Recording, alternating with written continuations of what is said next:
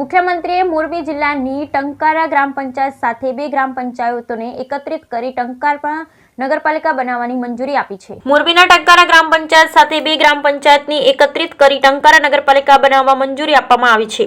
મુખ્યમંત્રી ભૂપેન્દ્ર પટેલે રાજ્યના નગરોના સુઆયોજિત વિકાસને વેગ આપવા સાથે ભવિષ્યના વિકાસ સંભાવનાઓ ધ્યાને લઈ શહેરી જનજીવન સુખાકારી માટે 2 મહત્વપૂર્ણ નિર્ણય કર્યો છે। મુખ્યમંત્રીએ મોરબી જિલ્લાની ટંકારા ગ્રામ પંચાયત સાથે 2 ગ્રામ પંચાયતને એકત્રિત કરી ટંકારા નગરપાલિકા બનાવવાની મંજૂરી આપી છે। ટંકારા વાસીઓમાં અનેરો ઉત્સાહ જોવા મળી રહ્યો છે। ટંકારાના ધારાસભ્ય દુર્લભજી દેથરિયાને અને કાર્યકરોને મીઠા મોઢા કરાવવામાં આવ્યા અને આનંદ ઉત્સાહમાં ફટાકડા ફોડી ઉત્સવની ઉજવણી કરવામાં આવી।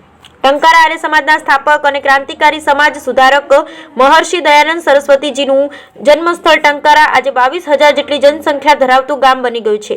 ટંકારાના ઔદ્યોગિક વિકાસને ધ્યાનમાં રાખવા સાથે મહર્ષિ દયાનંદ સરસ્વતીજીની જન્મ જયંતિને 200 વર્ષ પૂર્ણ થવાના ઐતિહાસિક અવસરે ટંકારાને ગ્રામ પંચાયતમાંથી નગરપાલિકાનો દરજ્જો આપવાનો નિર્ણય મુખ્યમંત્રી ભૂપેન્દ્ર પટેલે કર્યો છે। ટંકારા ગ્રામ પંચાયત સાથે મોરબી જિલ્લાની અન્ય 2 ગ્રામ પંચાયત આર્યનગર અને કલ્યાણપરને એકત્રિત કરી આ નવી ટંકારા નગરપાલિકા કાર્યરત થશે। મુખ્યમંત્રી ભૂપેન્દ્ર પટેલે જાહેર કર્યું સ્ટ્રીટ લાઇટ, પાણી, ગટર વ્યવસ્થા સહિતની વિવિધ પાયાની પ્રાથમિક સુવિધાઓ પૂરી પાડવાના દિશા નિર્દેશો આપ્યા છે।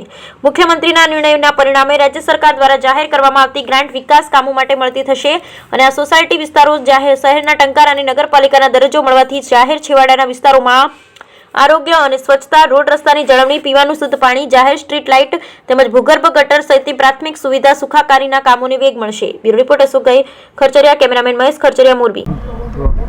દુલાભાઈ, અત્યારે ટંકારાને નગરપાલિકા જાહેર કરવામાં આવી છે, કયા કયા વિસ્તારનો સમાવેશ છે અને કયા પ્રકારની રજૂઆત હતી અને હવે આનાથી શું લાભ થશે?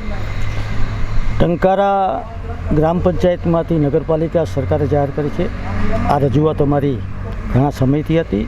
છેલ્લે હમણાં ભાઈ મહર્ષિ દયાનંદ સરસ્વતીની 200મી જન્મજયંતિની ઉજવણી હતી ત્યારે મહામહિ રાષ્ટ્રપતિ, મહામહિ રાજ્યપાલ અને ગુજરાતના મુખ્યમંત્રી આવ્યા હતા। ત્યારે અમારી રજૂઆત હતી।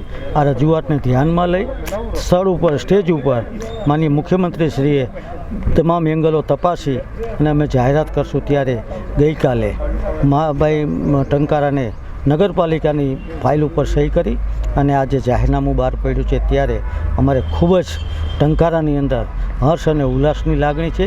ટંકારાની આજુબાજુમાં 2-3 ગ્રામોનો સમાવેશ થશે અને આ વિસ્તારને એક સારી સુવિધા મળે, સરકારશ્રીની યોજનાનો લાભ મળે અને નગરપાલિકાની સારામાં સારી સુવિધા મળે એ દિશાએ સરકારમાં રજૂઆત કરી અને ઝડપમાં ઝડપ આ નગરપાલિકાને કાર્યરત થાય અને સરકારની સુવિધાઓ અપાવવામાં અમે સહભાગી બનીએ ત્યારે અમારી આખી ટીમ, ભારતીય જનતા પાર્ટીની ટીમ અને ચૂંટાયેલી 5 ગામના સરપંચને બધાની સહમતિ સાથે બેસીને અમે આ નગરપાલિકાનો જરૂર વિકાસ કરશું।